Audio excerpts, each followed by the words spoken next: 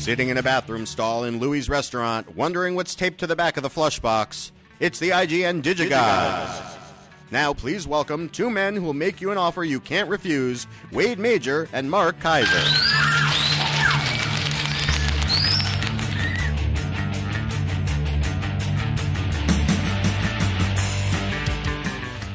Godfather references are always in style. Corey, who godfathered us? That was written by Nicholas Gordon, who likes to watch men sitting in bathroom stalls. Absolutely. Well done, Nicholas. Thank you.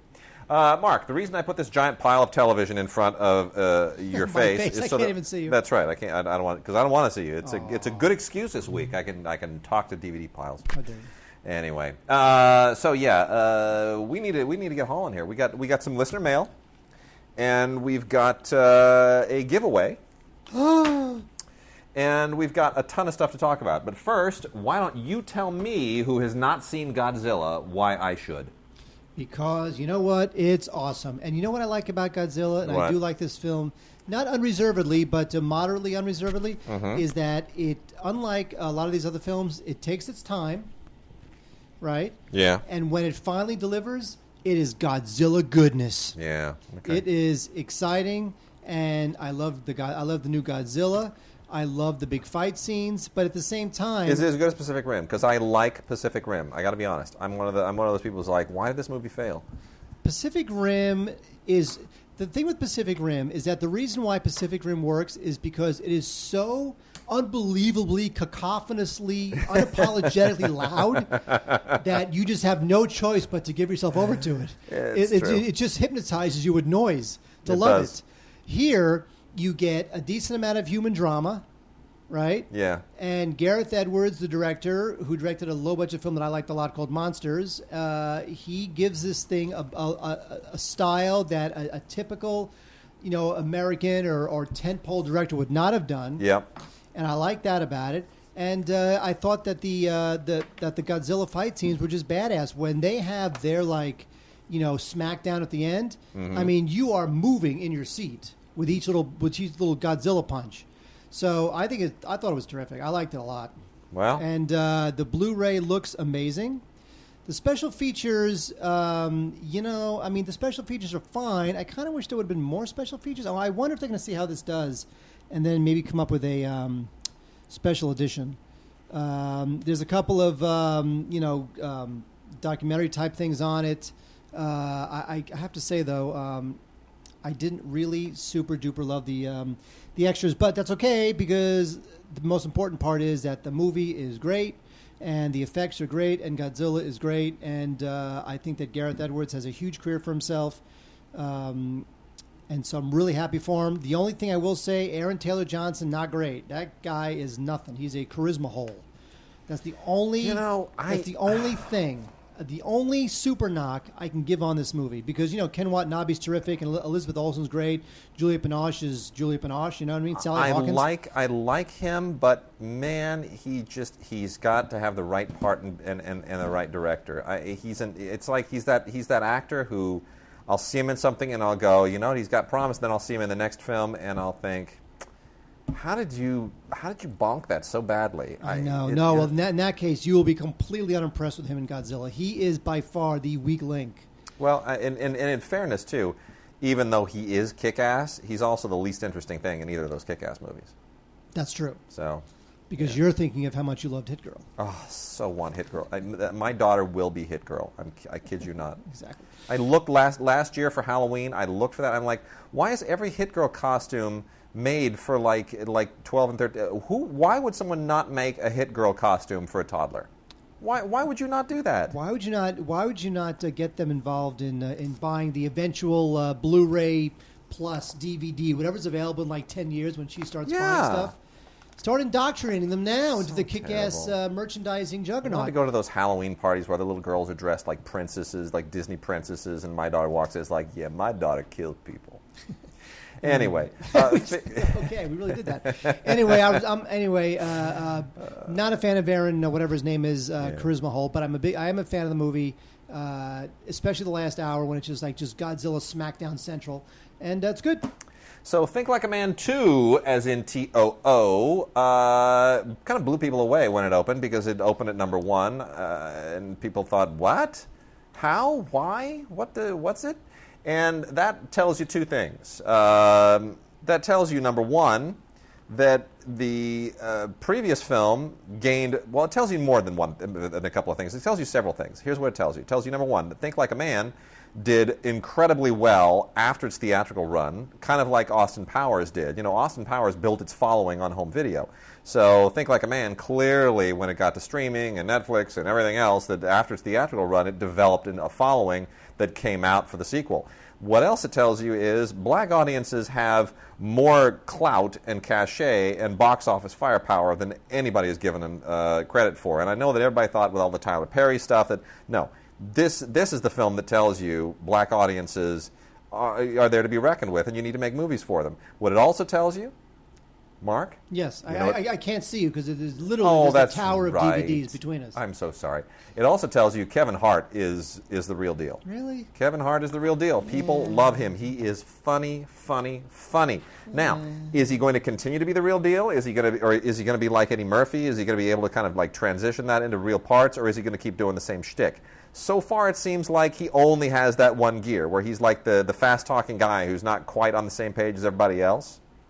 And I think he's got to mix it up. I think he needs to be an actor. I think he really needs to kind of he needs to not just be the fast-talking friend who says the politically incorrect sexual stuff.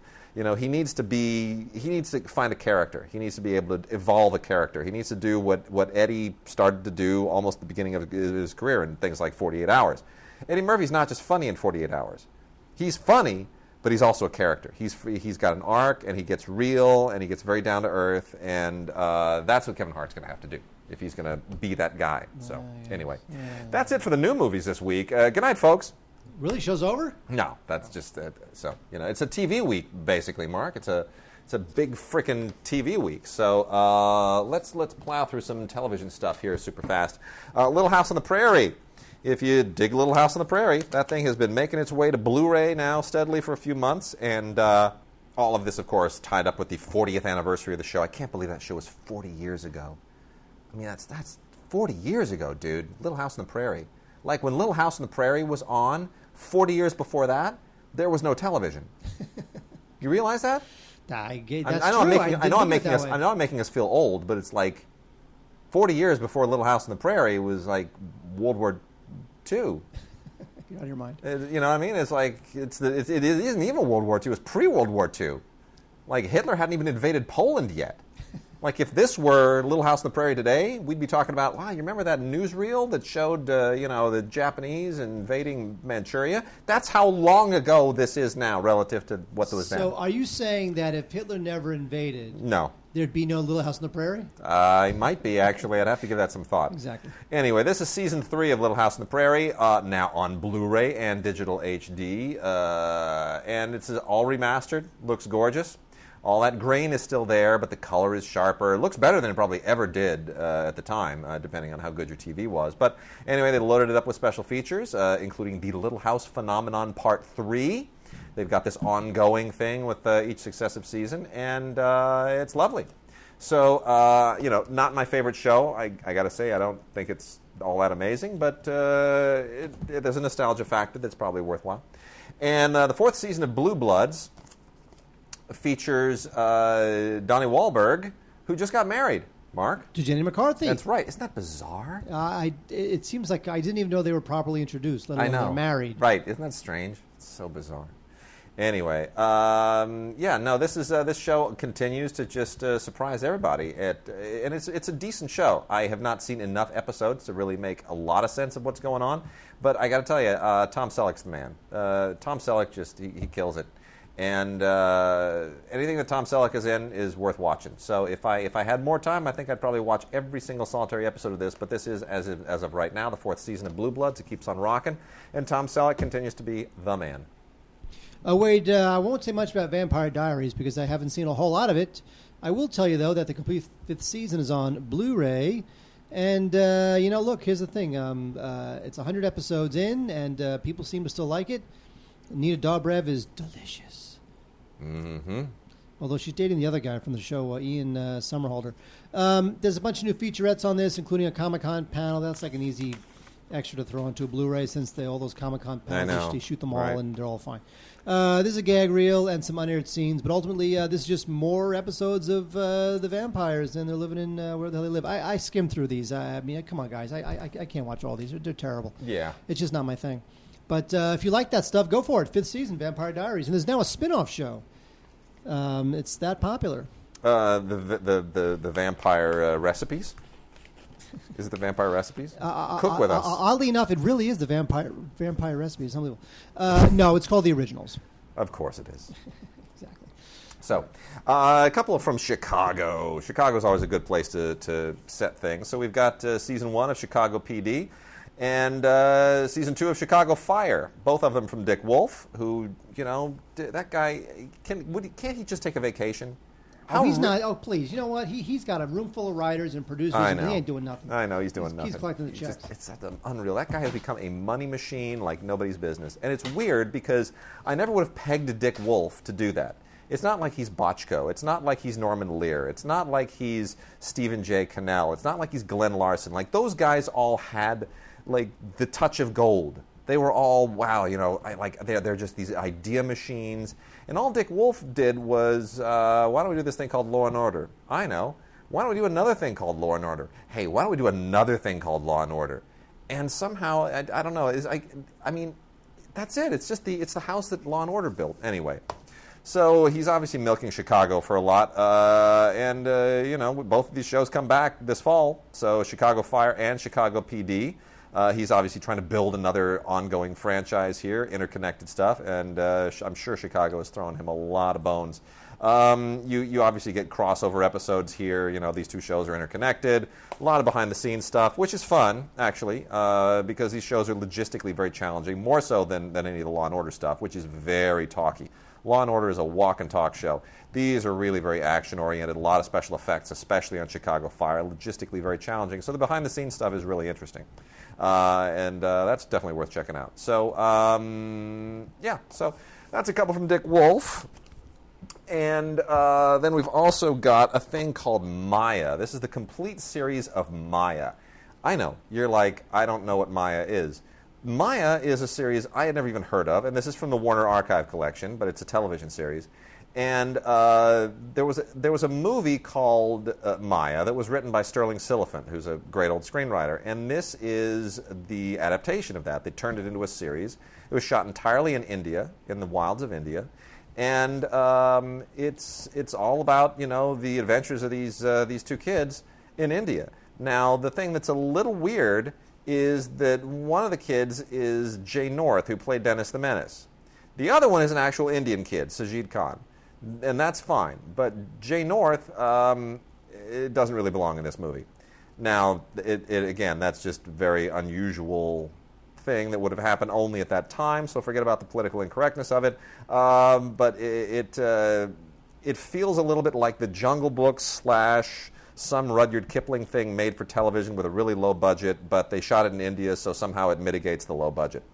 Anyhow, unusual series, didn't really fly, only played for 18 episodes, got canceled almost instantly, and back then that was like a half a season, but it is a real novelty today, and Warner Archive has put it out, and it's called Maya, and I found it to be middlingly entertaining. Did you ever watch Daktari? No. You didn't watch Daktari? No. What kind of strange person are you? Not strange enough, I guess. You didn't watch any television. Your dad didn't let you. That's why you wound up working in TV. I just don't understand that. I watched television. My dad only didn't let me watch television during the high school years. My parents were good parents. They knew the second that I could hold my head up, they put me in front of the television and they forced me to watch I Dream of Jeannie and Get Smart and the Munsters and Mod Squad and Starsky and Hutch, and I didn't stop. No, ever. I was a latchkey kid. I didn't blink until I was 15. I was a latchkey kid. I sat there in my apartment with my mother, and all I did was watch MTV all day long. Yeah. And then when I lived with my father for high school and into college, he hated TV, so I got out of the habit. All right. Anyway, what we're saying is that Crime Scene Investigation, season 14, ladies and gentlemen, 14. Now here's what I know about this season. There's a lot of crime, there's a lot of scenes, and there's a lot of investigation. Gosh. And so you got to love that part of it. Elizabeth Shue shows up. So interesting. Ted Danson shows up. I just, I saw the billboards for CSI New Orleans. Yeah. Did we talk about this last time? I saw the. We may have. I saw the billboard for CSI. No, it's NCIS New Orleans, and NCIS is like a very serious show. There's investigations and there's crimes. In all the billboards for NCIS New Orleans, everybody's smiling, and I don't understand why an NCIS show would have people smiling when there's like crime to be solved. Didn't make sense to me. Anyway, CIS, the original crime scene investigation, 14th season. What can I say? There's a couple special features on it. There's 3 audio commentaries, which is kind of nice. But otherwise, I mean, come on, people, seriously.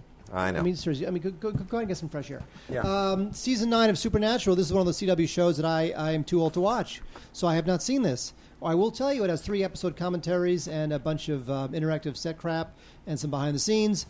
Supernatural is the story of these guys. They descend to Earth, and they're very supernatural. And they're all very, very handsome because that's what CW people are. Yeah. Now, Wade, the big one for me is the Midnight Special. Now, Wade, here's the situation. If you were alive in 1973, when there were only 3 networks, by the way. Yeah. Friday night, NBC, 1 a.m., Midnight Special. That was a show that had all sorts of live performances. Big deal at the time. I mean, like 1 a.m. was like, you were like the freaky, creepy cult guy who stayed up that late to watch like rock and roll. Now, you were not normal if you watched shows like Midnight Special. And so now what we have is, from the good folks at Star Vista, I wish this was on Blu-ray. Why don't they do that? It's so annoying. 100 live rare performances from Midnight Special. It should be on Blu-ray. They should have. I mean, just for the audio alone. Forget it. Even if the video is not suitable to pump up to HD level, just for the audio, give me some lossless mania. 6 DVDs. This show was on in the 70s, and it went into the early 80s. But man, it's got so many great songs. I mean, we're everybody from Barry Manilow to the Bee Gees and Blondie and Carlos Santana and Earth, Wind and Fire and Eddie Money, and this is John Denver. A lot. REO Speedwagon. It's just the Kinks. Tom Petty, Village People, obviously playing YMCA. This is just great stuff. There's some great featurettes on this, including one on Wolfman Jack, who is a legendary DJ. And, this is great stuff. The Midnight Special. Let me tell you something. If you're parents, if you want to be the greatest son or daughter, it's a podcast about Blu-rays, probably son, not necessarily daughter. If you want to be the best son ever, go get your parents' Midnight Special on DVD. I'm telling you, this is gold. That's love this stuff. Plus it's live music. It's great. It's great, and there's like so many songs on it. That's awesome. So, what was it? The Vampire Recipes? What was it called? Is it the Vampire spin-off? Yes, the Vampire Diaries. No, but the spin-off was the originals. Oh, would that be this? It would be. There we go. Couldn't get any traction on that joke, so I pulled it out again. The complete first season of the originals, which is on Blu-ray and DVD and Ultraviolet, so you can put it on every single device that you have and watch it nonstop all the time for the rest of your life. Again, I am, Vampire Diaries, not a fan like Mark, but you know what? There's something to the originals that's kind of cool, actually. If you just completely divorce yourself from the whole Vampire Diaries thing, there's almost a kind of quasi Dark Shadows concept to this. And, the idea that you're going back to the original vampire family, and if the original the hybrid between the werewolves and the vampires, and if you assume that all this other vampire werewolf stuff hasn't preceded this, like, all the underworld films and all that Kristen Stewart crap. You know what's funny about Kristen Stewart? We don't even know what they're called anymore. Aren't they kind of for Twilight? Aren't they kind of forgotten? I'm trying. Do you even care? No, not at all. Twilight is so flash in the pan. It's like the Bowery Boys. It's like it's a big deal for a moment, and then everyone forgets about it. Bowery Boys? Remember the Bowery Boys last week? I talked about the Bowery Boys. Yeah, whatever. I wasn't paying attention. Of course you weren't. Anyway, no. Honestly, it remains to be seen how this kind of all pans out. But it is an ongoing thing. This is the complete first season, and I from what I have been able to watch of it, I think it's got kind of an interesting sheen. It's got an interesting angle of its own. Prisoners of War. It's really interesting. People here love the Homeland. At least the first season. Kids love the Homeland. I think the second season of the Homeland went kind of kabonkers, and people are like, "It's not all that. Get it back on track." But the people don't realize it was originally an Israeli show. It was a show called Prisoners of War, And it was this amazing Israeli show, and you can now see it here. This is season 2 that I have in my hand. This thing won 9 Israeli Academy of Film and Television Awards. And wow. Yeah, you know what? I gotta say, it's different, but it's not. And it's interesting because there's something about it. It's like, it's not Homeland. It doesn't have quite that like grit. It doesn't feel, if you're an American, it obviously doesn't feel as close, but yet it feels more like intense because it's over there and we know what's going on over there. And especially where it concerns with Syria and all this stuff, like everything is just burning to the ground over there, and Hamas and the Gaza Strip. It's a mess in that part of the world, like more so right now than it has been in a long time. And something about watching this and knowing that over there, it gives it like puts a little extra pit in your stomach. So it's definitely worth watching. If you're a Homeland fan, you might have some mixed feelings about it, but I got to tell you, man, the Israeli television has come a long way since Monsters in the Hookah. That's true, and in the Sukkah. Sorry, Monsters in the Sukkah. Because it's Israeli. They're all very Shalom Sesame is all I'd ever seen before. Well, they're all very low budget because they're put together by Jews. And then the last one here that I'm going to mention before I let Mark unleash is we have a Blu-ray, DVD, and ultraviolet combo set of the 2nd season of Arrow. And you know what? People love this show. People absolutely love this show. This show gets better and better and freaking better and better and better. This is really where DC should be putting its bread and butter. If they can continue to do television that's this good, if Gotham winds up being this good, if they can tie this in with Gotham, if they can start to do on television what Marvel has been doing with their movies, forget all of your Justice League and Ben Affleck and Superman, Batman, and Wonder Woman crap. Do this. Because this is where it's at. If Gotham starts to touch on this, I'll tell you, the whole Warner DC thing will start to strike gold on television in a big way. Arrow is a great show. It is really sharp. They've taken the whole Green Arrow concept from being this dorky guy in tights and a Robin Hood costume in the Justice League comic books, which always is like, didn't you feel the same way? I love Justice League, but I always read it and I thought, what's with the Robin Hood guy? Like, why is he along for the ride? Like, everybody else here, I barely accept Hawkman. Like, I would just shoot him in the wing and just take him out. Like, what else does he have other than the wings? Like, half those people can fly anyway. Green Lantern can fly, and Superman can fly, and Batman just puts himself in a big plane. What's Hawkman doing? Yeah, but he's flapping wings. I felt the same way about half those superheroes. Like, yeah. Like Batman, you know what? Let me tell you something. A sniper, 100 yards, Batman's gone. Well, but Green Arrow, it's like, get a gun, dude. Get an Uzi. Something. Arrows? Are you kidding me? And tights and the hat and the feather and the whole thing. What's wrong with you? You're messing up the joint. But I got to tell you, they took that somebody had the vision to say, you know what? That thing that is so unbelievably uncool, I think we can make it really cool. And they made it really cool. And it's well written, it's well produced, and everything about it is really sharp, and it gets better and better. And the 2nd season it just kills on the 1st season. So I say keep it up. Keep it up. This is really great. And I am looking forward to Gotham, man. Are you not looking forward to Gotham? Gotham gets me into this Hannibal conversation because here's the thing. When we were young, yes. They had this show called Scooby-Doo Babies. And I remember thinking to myself, why do they have to take Scooby-Doo and they've run out of stories, so now they have to make them kids because they got nothing else to do. Well, it's like Muppet Babies. And they did the same thing with the Looney Tune. Yeah, I know, it's and then they did the same thing with the Teen Titans. Yes. Yeah. Well, you know what? Well, now we have Gotham. Yeah. Where they can't tell so now they make them all 8 years old. You know what I mean? So now we have. So you can't do Hannibal with Anthony Hopkins. Now it's got to be Hannibal's like a 40-year-old. So you're saying Gotham is going to be like Bugsy McBatman? It'll be like Scooby-Doo babies. Okay. It'll be Batman babies. Okay. But it's just annoying. It's like Bugsy right McBatman. ideas. Yes, I love that movie. I know. Is that on Blu-ray? Bugsy Malone. Alan Parker, folks. Alan Parker. He's got another film allegedly in the works. Please make another one before you die. I know.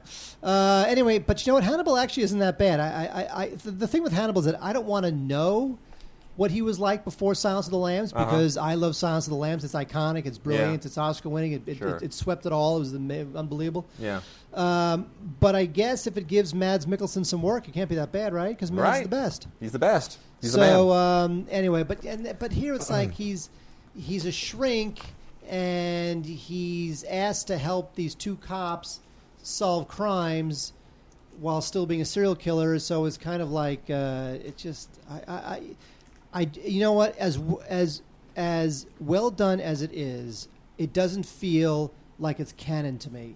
it feels like a TV network wanted to make some money. You know on why the it doesn't character. feel like it's canon? You already know where I'm going with this joke. So the Mindy project. It's because William Conrad's not in it. That's why it doesn't feel like canon.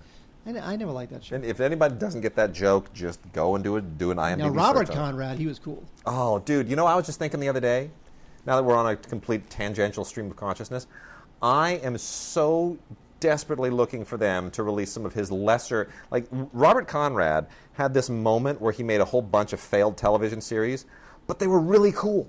They were all really cool. They all ran for like 5 or 6 or maybe 10 episodes, but they were all cool. And there was one, what was it called, where he was the spy guy, and it was like a James Bond thing, and he went into the toy store and took the elevator down. What? You made that up. No, see, hang on. And the other one was The Duke, where he's this former boxer in Chicago, and it had the greatest theme. And, oh my gosh, it was, hold on, I'm going to get this. Robert Conrad. I love Robert Conrad. I love just about everything he ever did. I actually produced him once on a show, and he was super cool. Oh, he's the coolest guy ever. So he was an old boxer who like a cop show, and it had Rick from Minetti. What's his name? What's his name? From Magnum PI. I forgot. I he don't was know on his it. name, but I can. But that's where I first noticed him. I'm like, that guy's pretty cool. And then the show got canceled, and Magnum PI came on. I'm like, oh, it's the guy from the Duke. But no, it was. So basically, if you watch a show, the it's going to Duke get TV canceled. series, that had like no. And then before that, there was Black Sheep Squadron, and what was that other? What was that? He did the Centennial miniseries. No, there was another. Right. Can I talk about something else? Yeah, go ahead. I'll find it. All right, the Mindy Project season 2. This show was very Mary Tyler Moore-esque, where Mindy Kaling plays a OBGYN, which I guess her mother was an OBGYN, so it's kind of based on her mother's story. This thing was a bit of an Ugly Betty type bubbling phenomenon, and I don't know this film. I don't think the show is going to reach escape velocity in terms of like being a total phenomenon. The numbers are good, but not like super great. A Man Called Sloane ran for 12 episodes right after The Duke was canceled. I knew they were in some order. How the goddamn hell would you know that? It was great. It was so much fun. No, he was it like a wasn't. secret agent. He was a spy. It was very Wild Wild Westy. He'd like walk into the toy store, and there was an elevator, and he went down, and there's all these cool gadgets. I guarantee if you saw that show, it'd be like this lame. Sloane is a freelance spy. Although he doesn't work for the government, he frequently accepts assignments from the director, a head of a secret government agency. He's assisted by Torque, a man with a detachable hand which can be replaced by a variety of implements, drills, guns, and whatnot. And whatnot. Wow, that whatnot's dangerous. That was written by Afterburner. The people who write these things for IMDb, they're all bucking for something. Dan O'Hurley, he was the director. Anyways, remember that Project. was a great show. James Franco shows up. Chloe Sevigny shows up. It's cute, quirky, and that sort of cute. Some of the quirk in these Fox shows seem a little manufactured to me, but. I think there's a place in the world for Mindy Kaling, probably more on TV. But anyway, sure. Why not? So here's what we have South Park season 500 million, 17th season of South Park, includes the Black Friday trilogy. The Duke. The Duke. He's an ex-boxer, becomes a Chicago private eye. I wonder if... Yeah, you got some deleted scenes here, which is weird. There's not a lot of... It's funny that South Park has deleted scenes. I know they always do, only because I know what their production week is like, and the fact that they would have a deleted scene more than 10 seconds is pretty amazing. But, yeah, good stuff. Some commentary, deleted scenes, season 17. What can I say? It's up and down. It's funny. It's like The Simpsons. Some seasons are good. Some seasons is not that good. But just letting you know it's available. Yep. About a Boy is an interesting show. This is based on the book and the movie, and it turns out that there's just a lot of interesting stuff going on with About a Boy. It's about this guy, David Walden. I don't know who the hell he is. Is there anything to do with the movie? Yeah. Okay. It's about this guy. He's a songwriter, and suddenly, okay. knock, comes Minnie Driver and her son, and turns his world upside down, to use a cliche. And I'm very surprised. I think this. I don't know what the impetus was to make a show out of this particular property, but boy, it works. There's a lot of interesting character work being done here. There's a lot of it's kind of poignant stuff. It can be pretty disarming. It's never that syrupy. It's kind of an interesting show. It was a big surprise. I did not expect About a Boy to do well. Now the show isn't doing that all that great. However, it was picked up for another season, so hoping for the best. for About a Boy, sort of a comedy drama type thingy, Thingamabob. So Crossbones, Mark, you up on Crossbones? No, never heard of it. You familiar with this? Never heard of it. So talk about Incredible. it. Never heard of it. It's great. It's basically like this revisionist look at Blackbeard with John Malkovich on TV. Wow. Right? It's an NBC thing. How did this thing even like miss my radar? What was happening that I have a baby? That's right. No, you know what? It's rock solid production value. A little hysterical at times, but you know what? Malkovich brings the weird. He does. Imagine that. He brings the weird. He lays it on thick, and the whole thing takes this like. I mean, obviously, what they're going for here is they clearly somebody watched Vikings, and they thought, okay, Gabriel Byrne like brings the jerky, and maybe we could do like a pirate thing that's maybe a little bit like Vikings. What's but we the need jerky? What does that mean? The jerky? because he's like a jerk. Oh. He's like a jerky Viking, as opposed to like a happy Viking, like wee, let's go pillaging, and I see Vikings doing that. Wee, let's go pillaging. Rolling down the hill to the town. Hey, can we roll down the hill this time instead of running? No. But we have to surprise me. We can't roll down the hill. What are we, children? But I want to roll down the hill. Be fun. Just once, please. It's too funny. So anyway, no, Crossbones is he brings the weird and the whole pirate deal, and it's good. So I have not watched the complete season 1, so maybe it gets maybe it gets happy by the end, and they're happy pirates. But actually, it's from what I have seen so far, it's pretty good. So let's see, what we can do as far as weaving this into history and finding those little nooks and crannies that let Malkovich kind of go crazy. Yeah, why not? Why not, man? Let's give this. Let's give it some time to kind of evolve something. Get some deleted scenes on here. That's all you get. But man, I'll tell you, I think that show's got some. I think it's got some promise. Grey's Anatomy has been on forever, and this is the complete 10th season. Wow, man, 10. I loved this show for like the first 3 or 4 years, and then I don't know. It got to be the same again. There were some episodes of this show that were as tense as anything I have ever seen on television. But 10 years in, I mean, I missed a whole bunch of seasons, and then I started catching up on them when we started getting them on DVD, and then I was like, I don't know. It's wearing really thin. So, especially now that, Shonda Rhimes has effectively moved on to Scandal and all these other shows. I mean, she's not really doing much on Grey's Anatomy anymore. This needs to be put out to pasture. It really does. It needs to be put out to pasture. So, they've swapped a lot of people in and out of the cast, and there are new people who've shown up, and it's on fumes, man. It's on fumes. It's one of those shows they need to just get that sucker into syndication and make some money for everybody. Spencer for Hire, the late Robert Urich. I never liked that show. First season. But finally, it's out. I mean, come on. Of all the shows, they never came out with Spencer for Hire. That was a big show at the time. I know it was. And to me, Robert Urich will always be Dan Tana in Vegas. But Avery Brooks. I know, Avery Brooks, right? From Star Trek, right. One of those Star Trek shows. So I'm at Vaughn's Market one night. Because, sometimes I can't go to the market until the baby's asleep. So it's like 10 o'clock at night. And I run to Vaughn's. Vaughn's closes at 11, right? Or 11:30, whatever it is. But it's about an hour till closing. It's when all the creepy ghouls come out. And that's the Vaughn's on Sunset and PCH. It's like the lurkers come out, right? It's a very strange place at that time of night. People who go shopping at 10 o'clock at night are not your average people. They're there for some strange reason, like they have babies or they can't stand daylight. I don't know what it is, but it's a different crowd. And I'm there, and there's this guy, this kind of portly gentleman, who's striking up a conversation with one of the workers there, and it's a very loud conversation. And I'm like, oh, I'm just gonna turn around and go grab my cereal. And before I know it, suddenly this guy's all over me. I like your T-shirt, man. I like that T-shirt. I don't even remember what T-shirt I was wearing. I was like, oh, yeah, it's a shirt that a friend of mine does a thing and got it, whatever. Yeah, good to see you. And he's like, so what do you do, man? I'm like, I'm a film critic. I should have said I'm a ditch digger. You know what? I bet that was Avery Brooks. He's a weird guy. It turns out it's Robert Urich's cousin. Oh. His cousin, who's like this jazz musician, and he's really good. You go to his website, and I'm like, oh my gosh, this is really good music. At first, he's like, yeah, I do music, and I'm Robert Urich's cousin. And I'm looking at him. He just dropped that for no reason. Yeah, he just dropped it. I'm looking at him. He's got like a Latin name, and I'm looking at him, and I'm like, and then he does this. he covers the lower half of his face, and he points to his eyes. And I'm like, oh, yeah, it's the same eyes. I get it. He really did that? He did that. That's weird. It was a very strange evening. Anyway, so we traded emails, You never heard from him again? No, then I got an email from him, and he sent me his website. And, he's self-promoting, man, like everybody else has to. But anyway, so Spencer for Hire, Robert Urich. That's the only thing I can say about it. It's a decent show, Avery Brooks and Robert. Okay, Bonanza, the official 7th season value pack, and then I also have the Dynasty value pack, final season, volumes 1 and 2 of each of these.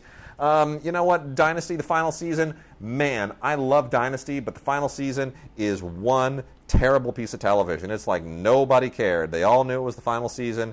They know they can't get canceled because it's ending. I could literally just write gibberish in this script. I could have everybody come out and just go blah, blah, blah, blah, blah, blah, blah, blah, blah, blah, blah, and I can't lose my job because we're canceled anyway. It's the last season. No one can fire me. I'm going to get residuals for anything that I put on the page. I don't have to justify my job. And that is what the 10th season of Dynasty feels like. Everyone just walks out and goes blah, blah, blah, blah, blah, blah, blah, blah, blah, blah, blah. And that's the truth. And there you go. Bonanza, on the other hand, the 7th season, this show ran for like 18 years. It is unbelievably resilient. It is still good. It is still rock solid. It is still beautifully shot, nicely put together. And the amazing thing about Bonanza is, and especially the 7th season, a lot of great episodes here. Tons of guest stars. It's just... I love Bonanza. I love the episode where they were on a horse. Thank you. And good for you. Now, here's the thing about Bonanza. You watch one of these episodes, and literally, you've seen them all. But literally, no matter how many times you've seen it, it's like Star Trek. 30 seconds in, you're hooked. As soon as it dun, dun, dun, dun, dun, dun, you're like, I got to watch it all the way through. Damn it. Like, I cannot sit down and just watch 10 or 15 minutes of Bonanza, check the video quality, go to another episode. I'm sitting there, and next thing I know, I'm an hour in. And it's ending, and I'm like, dun, dun, dun, dun, dun, dun, dun, dun, dun, and it's like, oh, it got me every time. You have This freaking show. Yes. I love very low threshold. I know. This show used to, the people who used to watch this, the ratings this show would pull in. Oh yeah. It was no show will ever get those ratings ever again. I don't know about that, but it'll never get that share. No show will ever get that share again. That's different. Now it's a whole different time anyway. Well, Super Bowl. The Super Bowl will get that kind of a share. I mean, lots of shows. Look, when I did the Roseanne show, right? Yeah. In '99, the Roseanne talk show. Yeah. We premiered at a 3.3. Which was the disappointment. We were like, oh, we got a 3.3 for the premiere. Oh, we're screwed. Today, you get a 3.3, you're a phenomenon. I know. Everything's totally changed. Anyway, carry on. Anyway, The Goldbergs is a show that a sitcom on ABC you would think I'd like, but it's just not great. It's just a little too hacky for me. What I do like about it is that it gives George Segal work, and I love George Segal, one of my favorite lead actors from the 80s. He was the best. Anyway, I loved him as the bird in that movie. Huh? Where the bird, where he flies around. Go ahead, say it. Jonathan Livingston Seagull. Never mind. Nobody knows what that is. I know. Anyway, there's a couple sharp jokes in there, but it's also it's one of those shows that it's politically incorrect for a family show. Yeah. And I think that some people don't necessarily like all the bile in it. Because, again, back in the 80s, you get away with stuff like that. So they're kind of bringing that back in a quote-unquote family sitcom. So some people are chafing against the fact that some of the humor is a little bit not very good role model-y humor. But, frankly, that's what you should be embracing about it. But I just think it's not really all that funny. I'm surprised that this actually got a second season. But... The Goldbergs is with Jeff Garlin and George Segal. That's all I know. Nice. Now we have another show that I couldn't care less about is Haven. Haven is on the Sci-Fi Channel. It's kind of based on that Stephen King novella whose name is, I can't remember, Colorado Kid, something like that. Emily Rose plays this FBI agent, comes to a town in Maine. And she winds up investigating a murder, and there's all this supernatural stuff that she now has to investigate because this town is caught up in Stephen King-esque supernatural doings. And what can I say? It's as a cop drama, it's not that great. The characters, over the course of a season, characters living in a small town, you want to feel like you're kind of getting to know maybe 4, 5, 6 key characters and getting into their story. Doesn't really happen here. So bits and pieces are intriguing, but ultimately I'm not really that into the characters. I'm not really that into the story. And you know what it is? There's a lot of shows right now like The Dome So another Stephen King thing about and sci-fi does this a lot. There's supernatural goings on. What's happening in this crazy town? And I'm a little tired of those sorts of shows because they're all kind of the same. Yeah. And Haven is one of them. All right. Well, there we go. Hi, Haven. Speaking of that, Hawaii Five-0, the fourth season. Nah, whatever. I mean, the new one. It's like, why? I mean, I know this show's doing well, and it's doing well because it's Hawaii, and people like to watch shows that have to do with Hawaii. It's why we had, Hawaii and I with Robert Conrad, we talked about earlier, and then Hawaii Five-0, the original, and Magnum P.I., and people freaking love Hawaiian set shows because it's nice. It's a way of taking a vacation in Hawaii. But it's not the original. It doesn't have what the original had. It just doesn't. And Alex O'Loughlin is no McGarrett. It kills me that they named him McGarrett. Why not just name him something else? Why not just be like some guy? Why do we have to do the McGarrett thing all over again? It just doesn't work. They're all too good looking. They're all too just chiseled, and it doesn't have, it just doesn't have like.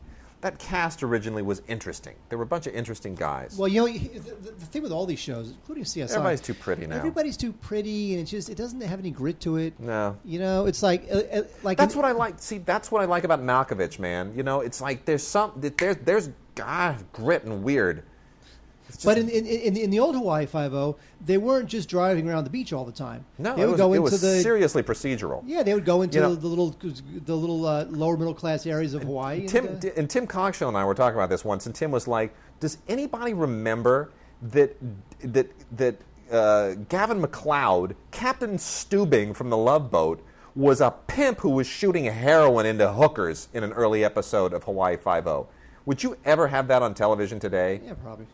Okay, maybe. Okay. All right, so here's the thing, Wade. Yes. We have a viewer mail, don't forget. And the giveaway. Why have you not talked about the giveaway? Listener mail, and we're going to do the giveaway right now. Because the giveaway is related to television. But first, I'm going to make a mention of Transformers Beast Machines, the complete series, because this was like this weird Transformers series where they had to... It's not enough that they're just machines. They got to be like animals as well. It's Optimus Primal, not Optimus Prime, and they're called Maximals. And I don't know whose idea this was. Look, it's just, who knows? Anyway, you know what? It's basically the same as just about every other CG animated Transformers series. It's got all the same pitfalls and all the same sort of attributes. Like, it's mainly for little boys. There's no little girl who's ever going to watch this. It's very anime inspired. But seriously, the whole animal thing, why was that? Really? Like, why was that? I mean, when did that come up in a pitch meeting? I know. Let's give them like animal character. What? Really? That's what they did for Manimal. Whatever. What was the one with the motorcycle? Rex Smith on the motorcycle that was like Knight Rider, except it was a motorcycle. What was that? What was that show called? Star Wars? No, you know what I'm talking about. I don't know. It was like when Knight Rider came on, everybody's like, "Oh crap, we got to get on that bandwagon." Hey, let's have one with a motorcycle. And then they hired Rex Smith because he was hosting Solid Gold at the time. They put him on a motorcycle, and it lasted like 4 episodes until somebody said, "What the hell are we doing?" Yeah, Street. No, it's like whatever it was. Hang on. Terrible. Hang on. I know it. It's Street Hawk. Street Hawk. Good grief, that was a horrible show. It's dreadful. Okay, so here's our giveaway. We're giving away Denver, the Last Dinosaur, the complete series. We have one to give away, so send us an email with... Wait, what is it? Denver, the Last Dinosaur. Why don't you tell people what that is? It's not like we're giving away the Godzilla movie. Okay, I'm going to give away the information first so that you can get onto this. So send us an email, date stamp no later than the 21st, Sunday the 21st, with Denver in the subject and your mailing address in the body of the email, and we will alert you by that Monday if you have won the one lucky person. So send us an email. Denver. This is Denver, the Last Dinosaur, the complete series. It's a little bit like McGill Gorilla meets the Archies in some sense, I guess. It's actually a really fun show. I can't believe I totally missed this at the time. But it's he's a dinosaur and he's hanging with the kids, man, and it's actually really fun and it's smartly written, and this is just a surprisingly wonderful discovery all these years later to be on the Denver the Last Dinosaur bandwagon. So I just think this is a really cool show, and it brings back a lot of memories that I never actually had. How do you like that, Mark? Mark's gone. Mark? Yes. Did Denver scare you out of the room? Yes, it did. Oh, nothing. No, nothing. Don't worry. Okay. Real quickly, no, rather very last. We're going to go through some classic movies to try to wrap out the show here. There's some foreign stuff that I should try to get to as well. But first off, did you watch The World Wars by any chance? Interesting concept. Flip through it. It's interesting. Yeah. I mean, it's fine. Yeah, it's not bad, right? Yeah, well, you know what it is. It shows the fact that like all these people from World War II, like Hitler and Stalin and Roosevelt, that during World War I they were just grunt infantrymen. Yeah, and it sort of tells Churchill, their story through Hitler. that. Yeah, it's really interesting. It connects the two wars in which we all know have always been connected in a historical sense, but. It's really interesting. It's a very smart idea for a miniseries, and they did a really very decent job with it. I'm always a little iffy when I see these actors who are clearly actors playing historical figures who I know so well. Like the only way anybody ever portrays Hitler and Stalin is they just figure they can escape by putting the mustache on. Like I'll hide behind the mustache. Because Hitler's was just so iconic, and Stalin's was so big. You could put any face behind those mustaches and just act like a tyrant, and then that passes for acting. And that's always a problem I have. But not here. They did a very interesting job with this. So I got it's not brilliant, but it's an interesting idea, and what it lacks in execution, it makes up for in originality. So I would say check this out: Blu-ray Digital HD set of the World Wars from the History Channel by way of Lionsgate. It's worth checking out. All right, Mark, we've got some amazing classic movies to talk about. Wait, let me tell you something. We have some great ones. There is a movie. Oh, yes, there is. Why are you not talking about Eraserhead? Because I want... This is like the ultimate Wade movie. I know. This is David Lynch's 1977 debut. This is just a crazy and trippy, and the I'll let you do the honors, and then I'll chime in with my story. It's the black and white photography is unbelievable. The sound design is at once low budget and yet somehow completely brilliant. This is great stuff, and of course Criterion.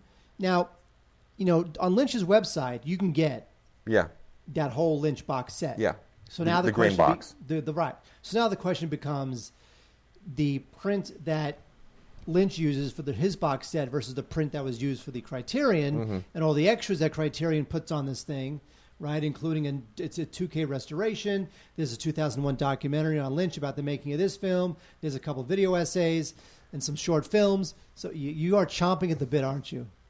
Which bit? Where? The bit where I'm asking whether it's better to get the Lynch box set, which includes... Well, it's always best to get this. This is beautiful. This is gorgeous. Of course. This is gorgeous. But I'm just going to say, how many people in the world can say that they have seen Eraserhead with David Lynch?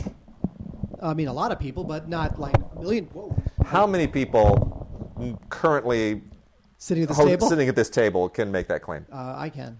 You can? Yes, I saw it in my mind. Okay, there you go. In the screening room in my mind. So I've actually seen Eraserhead with David Lynch because my wife used to work for David Lynch. I'm sure I've mentioned that on the show many times before. But there was a moment where Lynch does this regularly. He'll just say, "Hey, everybody, let's go see Eraserhead." So he'll drag everybody down. In this case, we went to the Sunset Screening Room Annex in Burbank. There's a couple of little annexes over there that are owned by the same people that own the Sunset Screening Room. You knew that, right? Correct. Yes.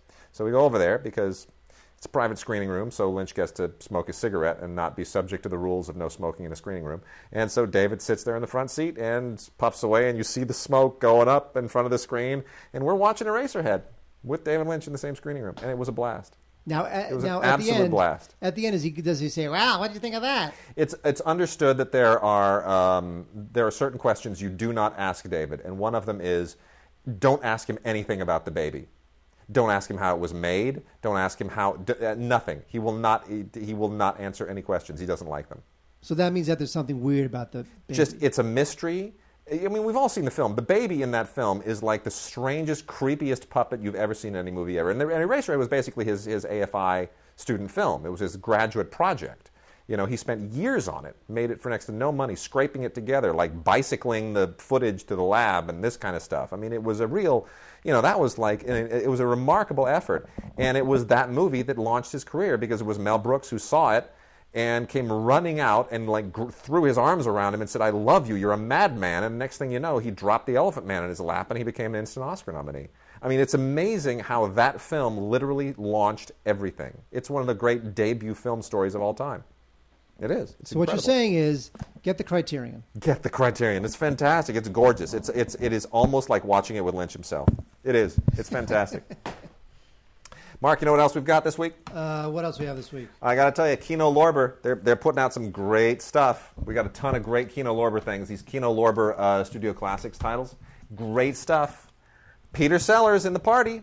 Blake Edwards. Yeah, it's about time. Last week we talked about the Warner Archive release of The Great Race. Blake Edwards is on a roll here.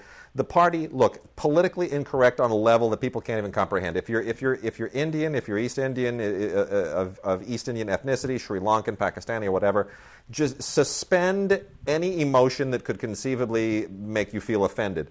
It is a totally stereotypical representation. However, it's Peter Sellers. I don't care what he's doing. Peter Sellers in yellowface, Peter Sellers in blackface, Peter Sellers as an Indian, Peter Sellers just as a white person. He's funny.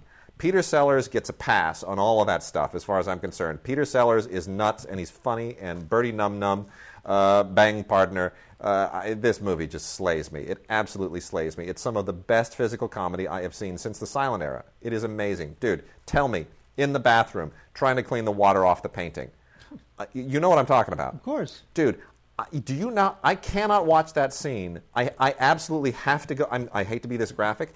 I have to go to the bathroom before I watch this movie, because if I don't, I will urinate on myself during that scene. No, that makes no sense. That's how hard I laugh. I cannot. It is uncontrolled. I lose all control of all bodily function in that moment. That's how funny that scene still is to me. You're out of your mind. It's incomparable.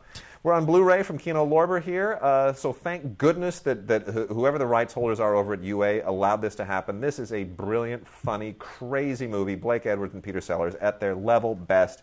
Better than any Pink Panther movie, for my money.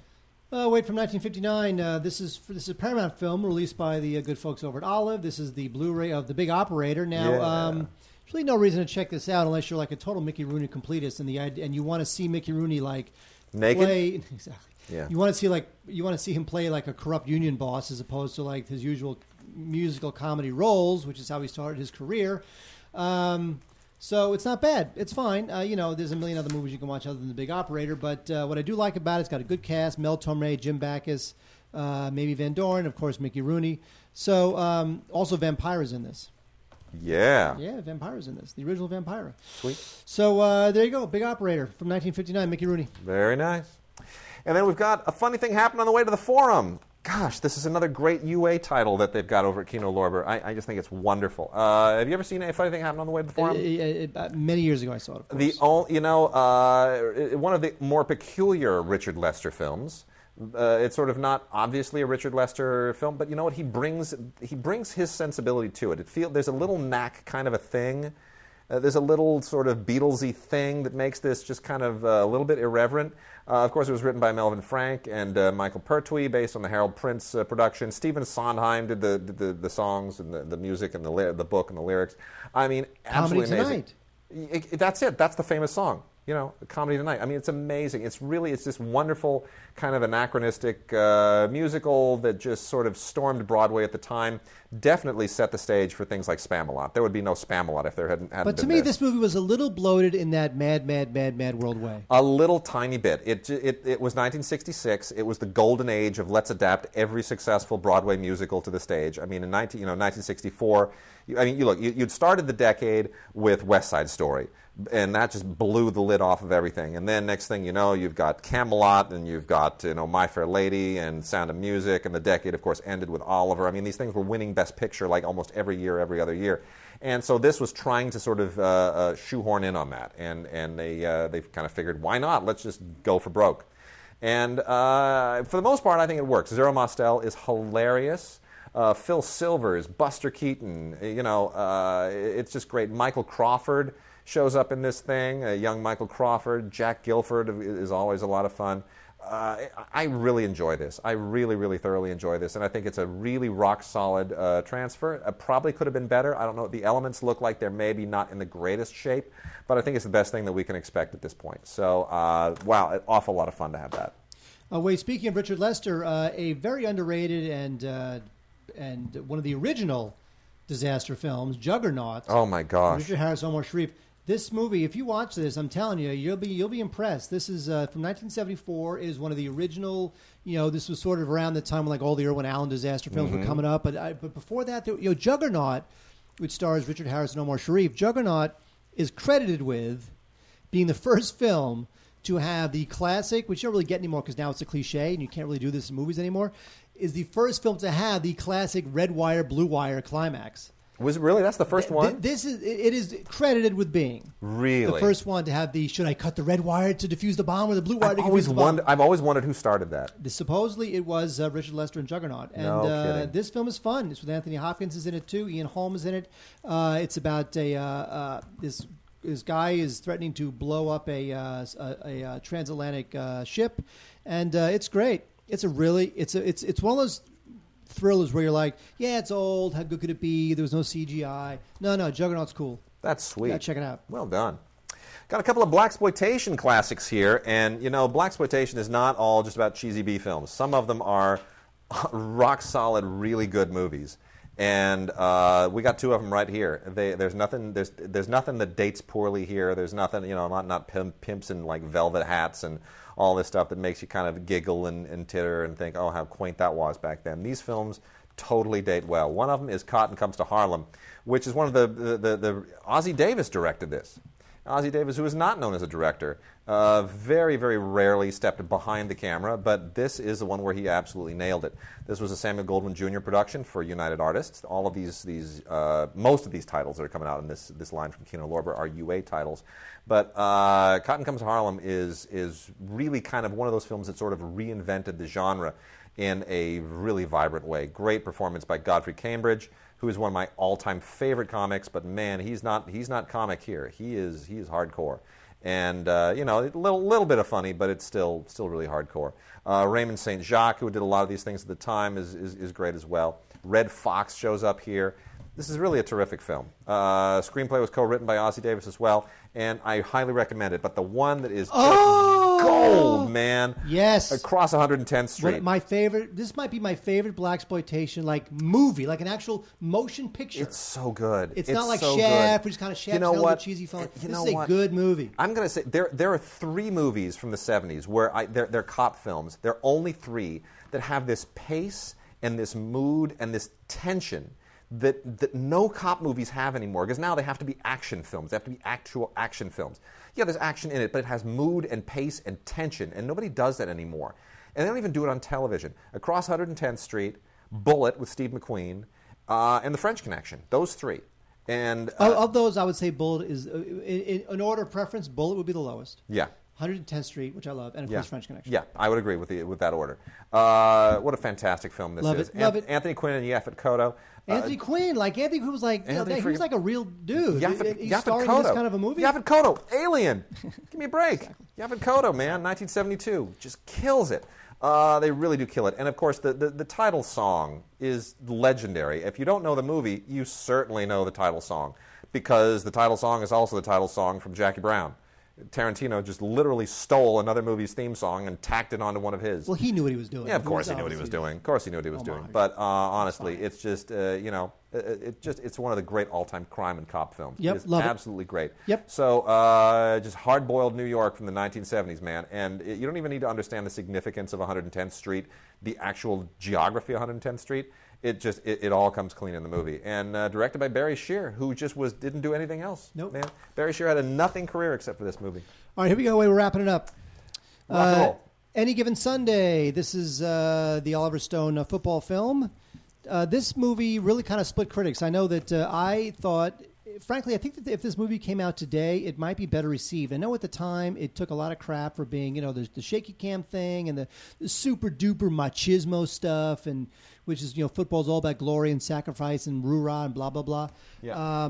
But it was a bit ahead of its time, actually. And Pacino actually gives a justifiably blustery performance as the football coach. Mm-hmm. And you know what? They really did a great job on the Blu-ray. There's commentary by Oliver Stone, another commentary by Jamie Foxx, who stars in the film as the quarterback. A lot of deleted scenes, music videos, good stuff in it. Any Given Sunday. Now, oddly enough, Mark, who directed that? Oliver Stone. Well, he does not do a commentary on? Seizure. Wow. Why do you think that would be? It was his first film. Because he's not proud of it. Yeah, probably not. This is from Scorpion Releasing. Oliver Stone directed Seizure in 1973, 1 year after 110 Across 110th Street. And this has an amazing all-star cast that includes the likes of Jonathan Frid, formerly of Dark Shadows, Mary Woronov, formerly of lots of really strange B movies, and Hervé Villechaize, of course, of Fantasy Island fame. And this is a horror film, or allegedly a horror film, with Edmund Blackstone, played by Jonathan Frid, as this kind of Stephen King-type horror writer. And basically everything in his, well, not to give anything away, but let's just say it's ridiculous. It is a truly ridiculous movie. Everything in this just makes absolutely no sense. The whole idea is sort of how his subconscious, well, I'm not even going to get into it. Anyway, it's supposed to be a cult film. It's not. It's kind of silly. But Oliver Stone took advantage of the opportunity to make a movie. And the rest is history. But my goodness, he's clearly more proud of Any Given Sunday. And let's wrap this up real fast. You know what, Mark? We're going to have to cover that next week. Prom Night Special Edition, Jamie Lee Curtis, Leslie Nielsen. Yes. This is right before Leslie Nielsen became a comic classic with classic actor with Airplane. This is the original Prom Night, which they recently remade, and this is a good-looking transfer. The good folks at Synapse Films did a good job on this. It's about prom night, and Jamie Lee Curtis, who was the scream queen of the 80s, is at her scream queen best. And it's about a bloody massacre at Hamilton High. Prom Night, the original, and then Pumpkinhead, which was a really stupid movie that I never really liked, from 1988. And it's about these teenagers, and they kill this kid, and then the father, Pumpkinhead, is just played nuts. by Lance Henriksen, comes back and gets revenge. Anyway, this is one of the worst of the. It is one of the worst. Those 80s, but low it budget. somehow has a cult following, and I swear to you, somebody's going to remake this. We're going to wrap things up the same way we started them, with Godzilla. Except this is Godzilla stuff you could probably avoid. These are from the Toho Godzilla collection, and these are some of the weakest of any of them. I got to be honest, there are some great Godzilla movies, but these are just really weak. One is a double feature of Godzilla, Mothra, and King Ghidorah in Giant Monsters All-Out Attack. And that's along with Godzilla against Mecha Godzilla, the big robot Godzilla. Both of these are just ridiculous. One is kind of like the Avengers of monster movies. Then we also have Godzilla 2000, which was a Japanese attempt at resurrecting Godzilla Japanese style after the previous Hollywood attempt failed. And this one made some money in Japan, but nobody went to see it here because it was bad. It was just a throwback to cheesy Godzilla, which nobody wants to see anymore. This has both the U.S. and the Japanese versions on it, as well as an ultraviolet copy. All of these have ultraviolet on them.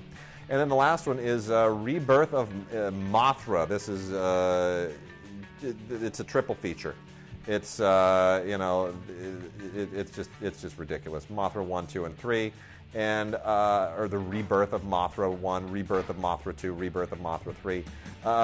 Utterly silly. Mothra is truly one of the worst of the monsters. I can enjoy a good Mothra film, but it's a freaking giant moth. It's a giant freaking moth. It's not a reptile. Like when I see a lizard, I look at a lizard, I go, if that thing were big, that'd be creepy. If I see a turtle, I go, if that thing were big and could fly, it'd probably be creepy. If I look at a moth and I go, if that thing were big, I'd still squash it. Moths are not scary. Mothra, lame. Go rent Rain of Fire instead. Rain of Fire, for sure. All right. With that, gosh, yeah, no, we don't have one of those. But was hoping to get some listener mail. Did not have time. We ran out of time. Sorry to all of our listeners who've sent some mail in. We'll get to you next week.